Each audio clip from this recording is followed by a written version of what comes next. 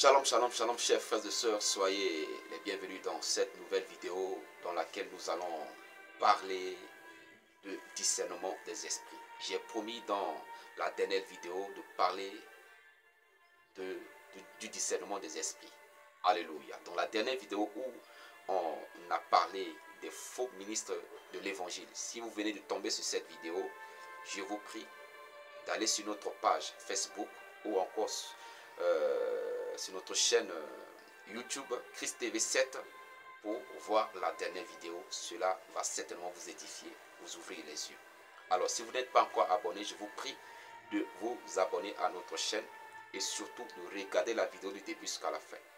Aidez-nous à partager la vidéo ou encore à liker la vidéo pour que l'algorithme de cette plateforme puisse les proposer à d'autres personnes. Que Dieu vous bénisse et que sa grâce soit multipliée en Jésus-Christ. Prions le Seigneur. Notre Père, notre Dieu, c'est un privilège, Seigneur, un plaisir pour nous de communiquer ta parole à nos frères et sœurs à travers le monde entier. Je prie que le Saint-Esprit les bénisse à travers cette vidéo, que le Saint-Esprit les éclaire et les édifie et que toute la gloire te revienne. Au nom de Jésus-Christ. Amen. Alors encore une fois de plus, shalom à vous. Nous allons parler dans cette vidéo du discernement des esprits. Quand nous lisons la parole de Dieu dans 1 Corinthiens, le chapitre 12, le verset 31, vous allez voir que l'apôtre Paul nous exhorte à aspirer aux dons les meilleurs. Permettez que je puisse faire la lecture. 1 Corinthiens chapitre 12, le dernier verset. 1 Corinthiens chapitre 12, le verset 31, l'apôtre Paul dit: aspirez aux dons les meilleurs. Il y a plusieurs dons. Il y a le don de prophétie, il y a le don de guérison, il y a le don de miracle, le don de parole de connaissance, de parole de sagesse, etc. Mais souvent, les gens sont beaucoup plus focalisés sur les dons qui frappent le regard. Alléluia. Parce que peut-être ils ont voulu être honorés, peut-être être respectés, être vus, etc. Alléluia. Mais d'autres, c'est vraiment dans le but d'aider.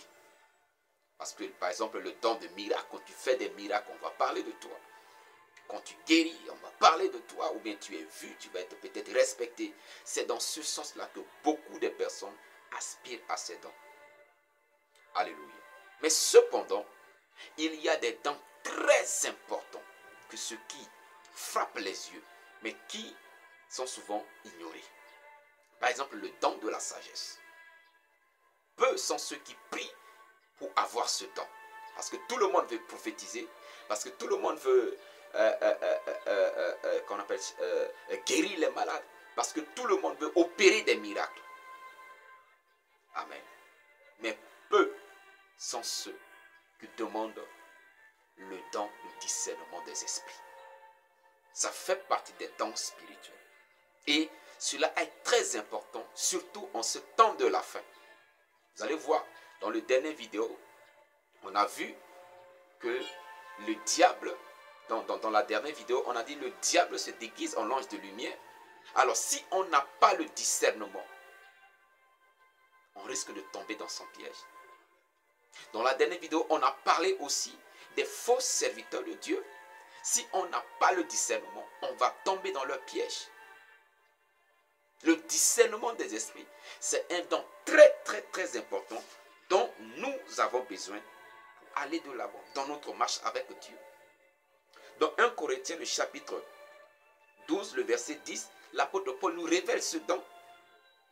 1 Corinthiens, le chapitre 12, le verset 10, il est écrit: à un autre, le don d'opérer des miracles, à un autre, la prophétie, à un autre, le discernement des esprits. Et il continue. Il nous a révélé ce don. Alors, c'est quoi le don de discernement des esprits? Le don de discernement des esprits, c'est la capacité surnaturelle que le Saint-Esprit nous donne de connaître l'esprit derrière une manifestation. On voit quelqu'un en train d'opérer un miracle, oui, mais il y a quel esprit derrière cette manifestation? Quel est l'esprit avec lequel cette personne est en train d'opérer des miracles. On voit quelqu'un en train de guérir. Oui, on est content parce qu'un malade est guéri. Oui, mais est-ce que vous savez que le diable aussi guérit les malades? On voit quelqu'un en train de prophétiser. C'est bon parce que quand la personne, on nous prophétise des belles choses, on est content, on dit Alléluia, on dit Amen. Mais quel est l'esprit qui anime la personne? Le don de discernement des esprits nous permet de savoir, de connaître l'esprit qui anime cette personne. Je me rappelle à l'époque, j'ai écouté un prédicateur qui, pendant qu'il enseignait sur le don de l'esprit, et il parlait de discernement des esprits, et il a donné son témoignage. Il dit quand il allait à l'église à l'époque, au moment de l'adoration, il y avait des personnes qui prophétisaient à l'église. Et quand il a vu ça, lui aussi, il a aimé ça, il a voulu aussi faire comme les autres. Et il a commencé à faire quoi? À écrire. Il écoute, il a l'habitude d'écouter ce que les gens disent. Et il est parti fabriquer sa part des prophéties. Il fabrique ce qu'il faut dire. Et il vient à l'église un jour. Et pendant l'adoration, pendant que les autres sont en train de parler, lui aussi, il commence à dire comme s'il a reçu l'Esprit de Dieu, comme s'il est en train de parler en langue, il a reçu un message. Et après, il a commencé à dire, ainsi parle l'Éternel, ainsi parle l'Éternel. Il y a un monsieur qui était à côté de lui et le monsieur lui tape sur les épaules. Il dit que, tais-toi, tais-toi, tais-toi, arrête. Ce n'est pas l'Esprit de Dieu qui te parle, arrête. Il s'est tué. Il attend encore 1-2 minutes passées. Il se lève encore pour faire la même chose. Le monsieur lui dit arrête. La troisième fois, le monsieur lui dit que je vais te mettre au dehors. Arrête ça. Il était tellement déçu. Il se sent humilié. Il a quitté l'église. Il n'a plus mis pied dans cette église-là encore. Pas parce qu'on l'a maltraité, mais par honte. Mais quand il a grandi plus tard, il a compris. Il s'est repenti. Vous voyez bien aimé dans le Seigneur comment les gens, quelqu'un peut se lever et dire des choses qui ne viennent pas de Dieu. Il nous faut le discernement. Il y a 2 manières de discerner les choses. La première manière, c'est à travers la connaissance de la parole de Dieu. À travers la connaissance de la parole de Dieu, on peut savoir qu'une telle personne est en train de parler de la part de Dieu ou non. Et la deuxième manière, c'est à travers cette capacité que nous avons de la part du Saint-Esprit à être convaincu que ce dernier est en train de faire, ça ne vient pas de Dieu, c'est avec un autre esprit et non l'esprit de Dieu. Et comme je l'ai déjà dit tout à l'heure, malheureusement, peu sont ceux qui prient pour avoir ce don. Peu sont ceux qui prient pour avoir cette capacité surnaturelle, ce pouvoir venant du Saint-Esprit. Alors que nous en avons besoin, en ce temps de la fin, où il y a tellement de faux prophètes, où il y a tellement de faux pasteurs, où il y a tellement de faux ministres de l'évangile. Aujourd'hui, les gens vont aller prendre du feu étranger pour amener dans la maison de Dieu. Les gens vont aller prendre des cautions chez les marabouts, chez les féticheurs, pour venir opérer avec dans l'église. On voit les gens lèvent la main, les gens tombent. Mais souvent, c'est avec des quoi? Avec des pouvoirs de la magie. Mais malheureusement, beaucoup sont ignorants. Ils n'ont pas le discernement des esprits. Et ils sont là. Et quand quelqu'un vient à l'église, quand il voit ces choses, il rentre dans la maison et dit waouh, le culte d'aujourd'hui est extraordinaire. Le Saint-Esprit s'est manifesté. On attribue au Saint-Esprit les manifestations démoniaques. Les manifestations démoniaques, purement démoniaques, on attribue cela au Saint-Esprit. C'est vraiment dommage, bien aimé dans le Seigneur. J'ai donné ce témoignage dans l'une de mes vidéos. J'ai oublié, je ne sais pas, j'étais en train d'enseigner sur quoi quand j'ai donné ce témoignage. Où je disais que j'étais en train de prier. Il y a très longtemps, il y a de cela plus d'une dizaine d'années en arrière. J'étais en train de prier le Seigneur. J'étais dans la chambre seul en train de prier le Seigneur. Et à un moment, en esprit bien sûr, puisque j'avais les yeux fermés, j'étais à genoux, j'avais les yeux fermés en train de prier, Et je voyais comme si c'était un ange devant moi. C'est comme s'il y avait un ange devant moi. Je voyais ça en esprit bien sûr. Je voyais un ange devant moi. Et je voyais les bords de ses vêtements, c'était comme une robe blanche. Et je continue à intensifier la prière, je priais en langue, et aussi que je priais en langue, c'est l'image, ça monte, je vois au niveau de genoux et ça monte au niveau de la hanche. Donc je vois là, c'est toujours, la personne, l'ange était toujours dans la robe. Et ça monte et arrivé au niveau de la poitrine, je vois la forme des seins. J'ai dit, oh, un ange féminin, je n'ai jamais su cela, mais ça m'a paru un peu bizarre. Mais j'ai continué à prier en esprit parce que je voulais savoir qu'est-ce qui se présente devant moi. Mais bien aimé, je vous assure, quand l'image monte, arrivée au niveau de la bouche et quand le visage se dévoilait, c'était vraiment un esprit vampire. Il y avait du sang dans sa bouche. C'était une forme vraiment bizarre. Un visage bizarre avec du sang un peu partout. J'ai compris que l'esprit qui était devant moi, ce n'était pas un esprit de Dieu. J'ai compris que ce n'était pas un ange de Dieu. Et j'ai commencé à réprimander l'esprit. Et l'esprit a disparu devant moi. Vous voyez, bien aimé dans le Seigneur. Si c'était quelqu'un qui n'avait pas le discernement, il allait voir cela, il allait dire que c'est un ange de Dieu qui est devant moi. Et il va commencer à se prosterner, à adorer ou encore je ne sais pas comment faire. Et il va se lever pour aller dire que voilà, j'étais en train de prier, il y a un ange du Seigneur m'est apparu et puis il m'a dit ceci, il m'a dit cela. Et c'est comme ça que beaucoup ont commencé beaucoup adorent le diable sans le savoir. Beaucoup adorent le diable. Vous voyez souvent les gens se disent non, j'étais dans ma maison, un ange m'est apparu, ma mari m'est apparu, etc.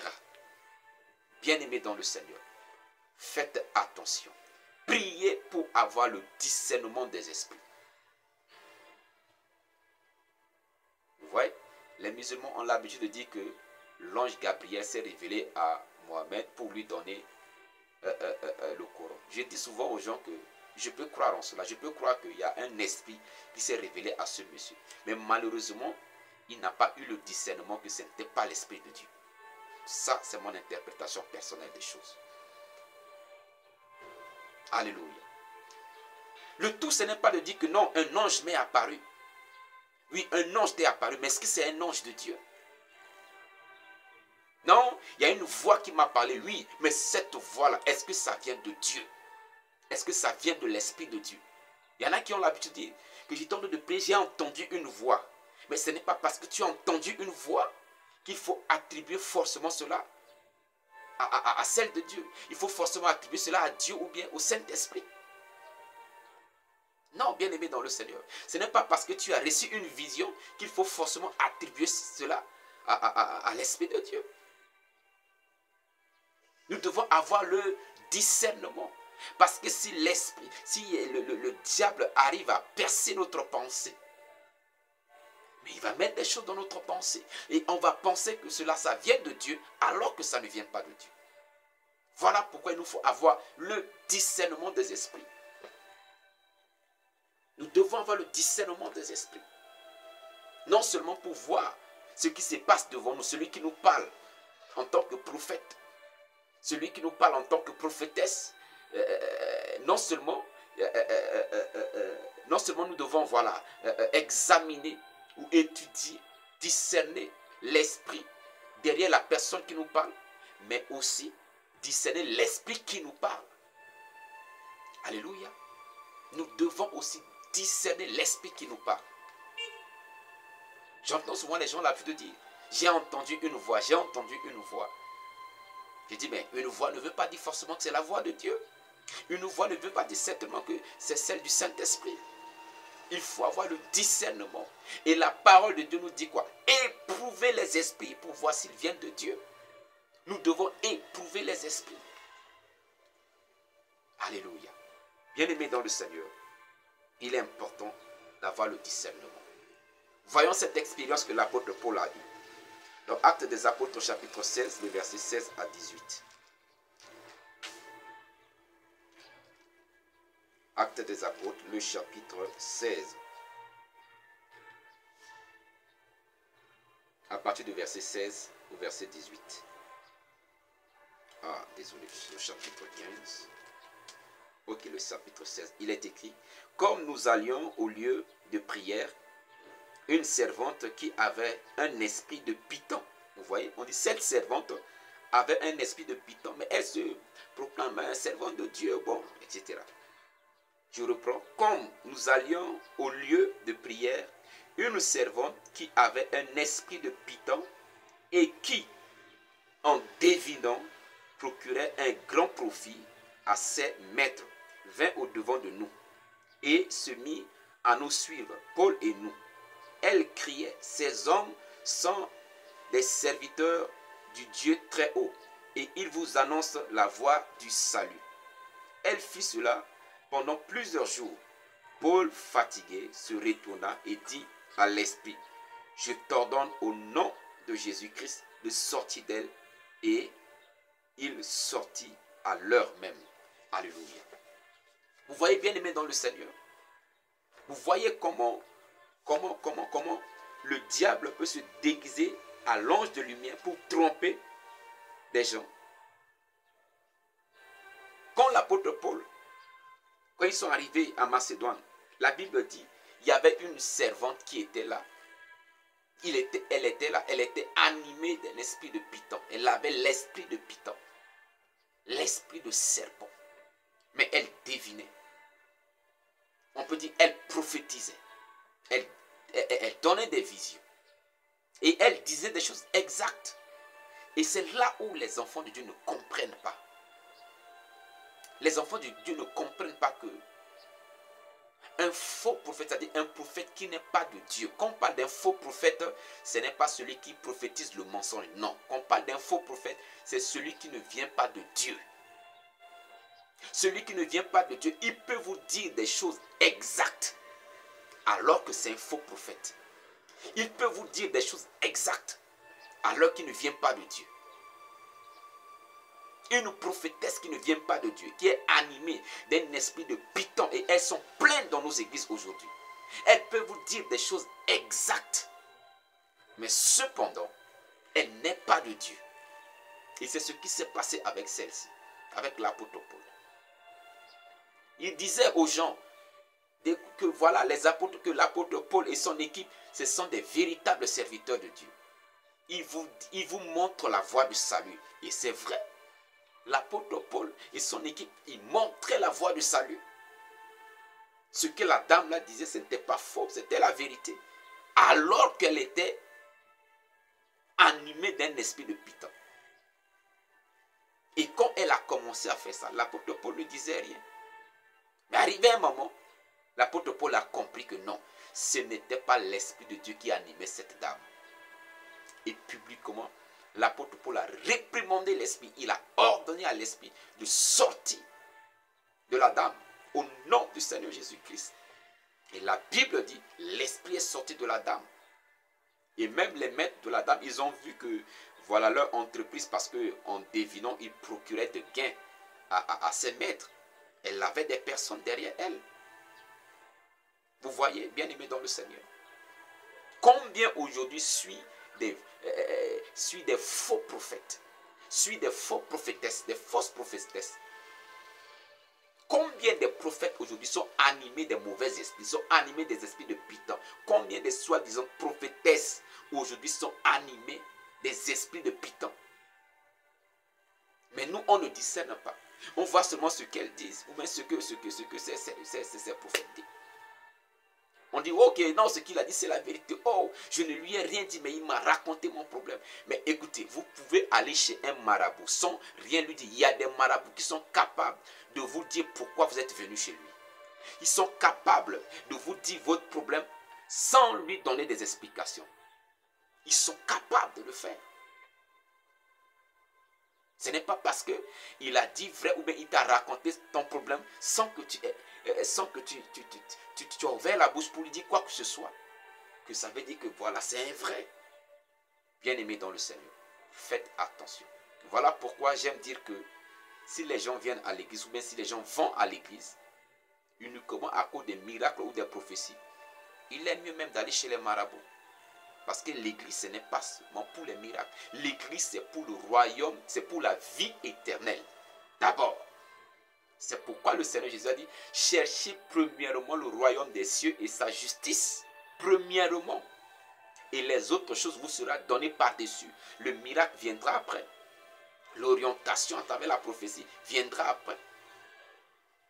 La guérison viendra après. Mais malheureusement, beaucoup vont à l'église à cause des prophéties de nos jours. Beaucoup vont à cause des miracles. Et ils tombent entre la main des faux prophètes, des faux prophétesses. Et ils sont dans leur main, ils sont dans leur filet. Imaginez la fin. C'est l'étang de feu. L'étang ardent de feu. Ce que nous appelons l'enfer. Alors, bien-aimés dans le Seigneur, je vous prie, je vous exhorte à prier le Seigneur en demandant au Saint-Esprit de vous accorder le discernement des esprits pour ne pas tomber dans le piège du diable. Car le diable lui-même se déguise en ange de lumière. Que Dieu vous bénisse, que sa grâce vous soit multipliée en Jésus-Christ. Si cette vidéo vous a édifié, je vous prie de nous aider à partager la vidéo ou encore à liker la vidéo. En likant la vidéo, l'algorithme de cette plateforme va comprendre que la vidéo est intéressante et l'algorithme va partager la vidéo à d'autres personnes. Et d'autres personnes seront éclairées et seront bénies. Merci de liker et de partager la vidéo. Si vous avez des commentaires, n'hésitez pas à écrire vos commentaires. J'aurai le temps par la grâce de Dieu de lire. Et s'il y a des réponses, je vous répondrai. Si vous voulez nous écrire, m'écrire en privé, n'hésitez pas à aller, que ce soit sur notre chaîne YouTube, que ce soit sur notre page Facebook. Vous allez voir mon numéro WhatsApp et vous pouvez m'écrire à tout moment. Que Dieu vous bénisse et que sa grâce vous soit multipliée en Jésus-Christ. Shalom.